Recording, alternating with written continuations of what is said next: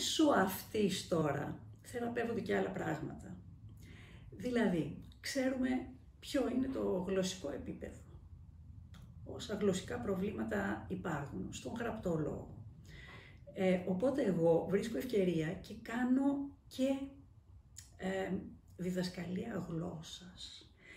Δεν παρακολουθώ πάρα πολύ στενά, διότι δεν προλαβαίνω. Έτσι. Πάντως, θεωρώ ότι υπάρχει πολύ καλή παραγωγή. Λοιπόν, ταυτίζομαι με όλες τις σύγχρονες μορφές της Πινελόπης. Εμένα αυτό που μου ταιριάζει πιο πολύ είναι ο Προύστ. Αν ήσταν σε μία παραλία το καλοκαίρι και απολαμβάνατε τον ήλιο και τη θάλασσα και ερχόταν ένας νέος και σας ρωτούσε την άποψή σας, όντας τόσο σημαντική φιλόλογος και διανόμενη για κάποιους συγκεκριμένους συγγραφείς, και σας ανέφερε το όνομα του Νίκου Καζαντζάκη, παράδειγμα, τι θα λέγατε? Εγώ δεν είμαι υπέρ των κρατικών μονοπωλίων.